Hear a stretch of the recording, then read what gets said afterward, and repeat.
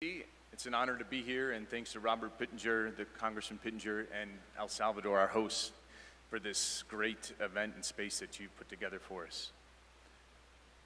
I am Chris Klaich. Like JC said, I work for the Digital Chamber. We are the first and largest blockchain industry trade association based in the US, so we represent a whole host of companies to represent them and advocate on their behalf to develop good policy, law, and regulation for the industry. With that, I will give you my notes here. What if I told you that the global financial system is already being rewritten and that most of the world hasn't yet realized it? We are witnessing fundamental shifts happening at unprecedented speed. Gold is hitting near daily all-time highs. The United States has reached a national debt of $38 trillion, adding $1 trillion in just 60 days recently. Worldwide, sovereign debt stands at $315 trillion. That's 3 times the size of the entire global economy.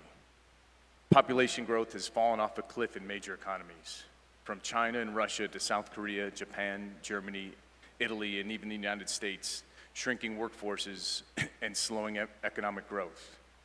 And across the world, trade wars, tariffs, and embargoes on strategic commodities are disrupting supply chains in the nations that have relied on them for decades. Under these conditions, and in many ways because of them, a global race is underway to define and control the architecture of the future financial system, one that is digital, programmable, and increasingly built on blockchain rails. And the truth is this: the free world stands perilously close to ceding leadership of that system to its adversaries. While the United States only began to seriously engage in this domain earlier this year, adversarial nations like China, Russia, Iran, and North Korea have been investing aggressively for years. They're using blockchain strategically to evade sanctions, build alternative payment systems, advance foreign influence operations, fund weapons development, and undermine Western-led international order. Let me start with China, because its strategy is the most expansive and consequential. Beijing classifies blockchain as core national infrastructure and has launched a whole-of-nation effort spanning domestic platforms, chip hardware, standard setting, and global export-backed digital finance. China now accounts for over 90% of global blockchain patent applications. It's invested more than $54 billion into its national blockchain roadmap and built Shanghai's new blockchain valley to anchor its innovation ecosystem. At the center of this push is the blockchain-based service network. It launched in 2020, and the BSN already connects more than 80 government agencies within China's central bank digital, including China's central bank digital currency, the digital yuan, and with its social credit systems. This means blockchain technology is being woven directly into China's surveillance and control architecture. The BSN gives the Chinese Communist Party the ability to see deeply into the finances, trade, and daily activities of its citizens. Globally, the BSN's international variant, called BSN Spartan, operates hundreds of data centers spanning every continent except Antarctica. It is marked as a low-cost, easy-to-use alternative to Western blockchain infrastructure, echoing the same model used with Huawei in the telecommunications and TikTok in the social media space. Provide convenience, affordability up front, and then pull users and governments into the systems where China controls the back end, set up the standards, and embed digital identity hooks that enable long-term strategic advantage. China is also using Hong Kong as a vector to access global crypto markets while insulating mainland populations from volatility. With the second largest national crypto reserves in the world behind only the US, China has the ability to move markets dramatically. Dumping assets through Hong Kong exchanges at moments of geopolitical tension could destabilize competitors' reserves or sow chaos into digital asset markets globally. Russia, for its part, has turned to blockchain as a lifeline for sanctions evasion. It mines cryptocurrency to obtain hard currency, tokenizes energy exports, and settles payment outside of the SWIFT program. Iran has done the same, even experimenting with tokenized oil settlements and using crypto to finance terror groups. And North Korea has pilfered an estimated $11.5 billion through blockchain-enabled cyber theft since 2020. According to UN estimates, up to 40% of Pyongyang's total revenue now comes from cyber operations, and that revenue funds roughly half of its nuclear weapons program, which is a stark reality to consider. Then there's the explosion of the Chinese criminal syndicates running industrial-scale pig butchering scam compounds in Southeast Asia, most notably in the borderlands of Cambodia, Thailand, Myanmar, and Laos. These operations have enslaved more than 300,000 people in a human trafficking scheme that forces them to work as scammers. Victims are beaten, tortured, and sometimes killed when they're being forced to execute these scams. Americans have lost over $10 billion to these scams last year alone, and that marks a 66% increase from the previous year. These networks traffic humans, drugs, weapons, wildlife, and they launder funds for Chinese criminal games, often via crypto rails, and fuel insurgent militias and destabilize local governments. If any of this sounds alarming, it should, but that's only half the story. The other half, the part that's rarely told, is that blockchain, when built with democratic values and deployed responsibly, can be one of the most powerful tools to strengthen national security, economic resilience, and digital freedom. Blockchain's decentralized architecture eliminates single points of failure and is inherently resistant to tampering. Its immutable, transparent ledgers enable real-time anomaly detection, enhance cybersecurity, and help secure critical infrastructure, from defense systems and supply chains to voting systems and emerging communications. Smart contracts can automate incident response and multi-party verification, reducing systemic risk. And unlike traditional IT systems, blockchain ecosystems benefit from a global community of security researchers and white-hat hackers who continuously audit and harden the code bases. Billions in losses have already been prevented through transparent, community-driven security models, something that closed centralized systems simply cannot match. Blockchain also enhances financial transparency and reduces corruption by creating an auditable, tamper-proof record of transactions. It lowers systemic financial risk by automating settlements, improving visibility into liabilities, and reducing the kinds of opaque risks that led to the 2008 financial crisis. It protects against political coercion and censorship. In Afghanistan, Syria, Ukraine, and Iran, and even during the Canadian Freedom Convoy, blockchain rails enabled humanitarian aid, dissident journalism, civil society activism, and financial self-determination when traditional banking channels were restricted or shut down.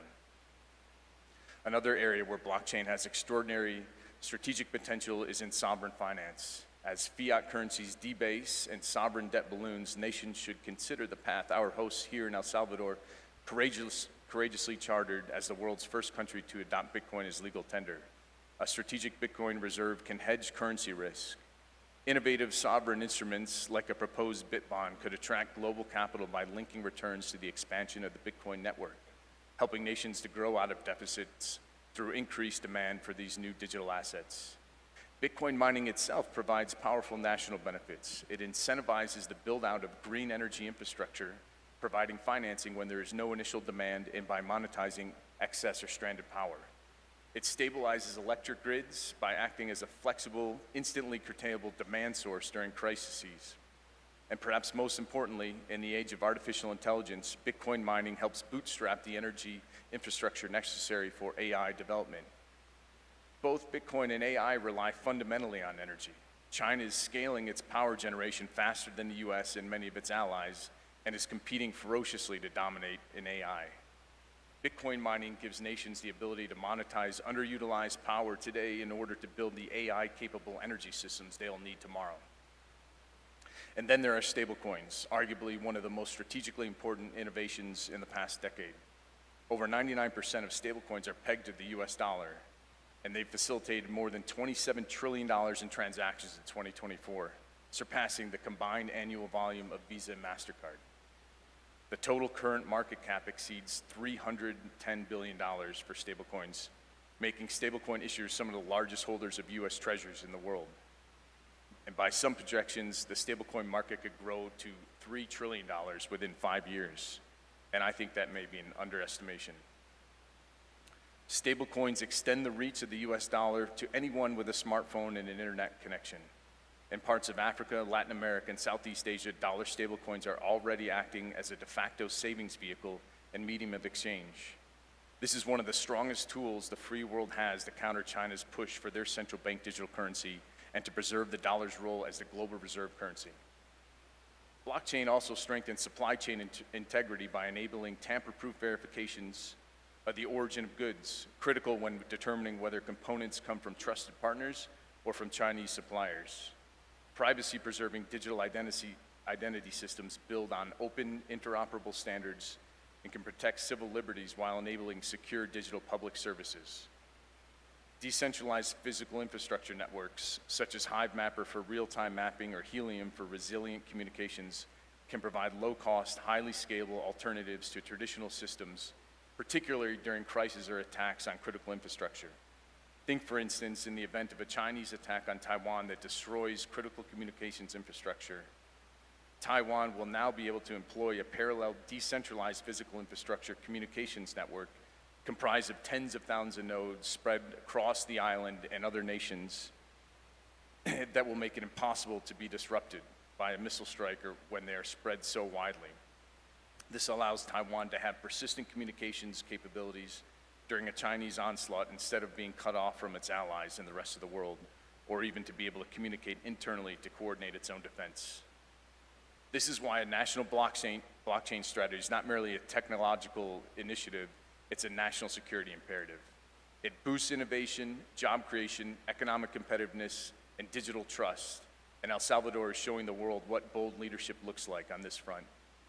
What has been built here since 2021 is being watched and increasingly admired by nations around the world.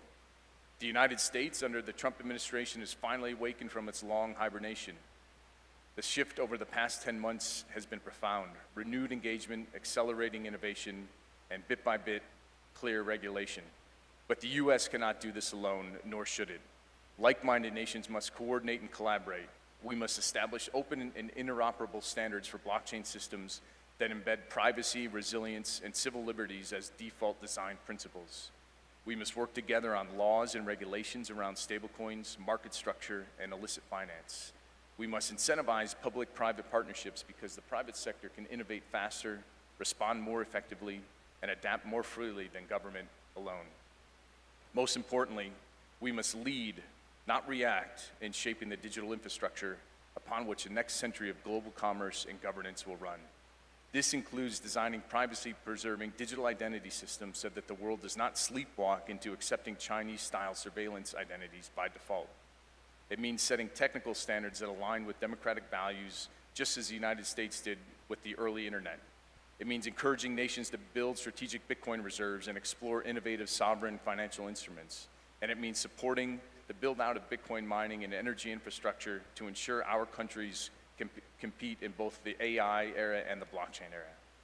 We're standing at a crossroads between two rival financial systems, one designed to entrench centralized control under China's influence, and another that preserves openness, sovereignty, and democratic freedom. The choice is not abstract. It's practical, immediate, and irreversible.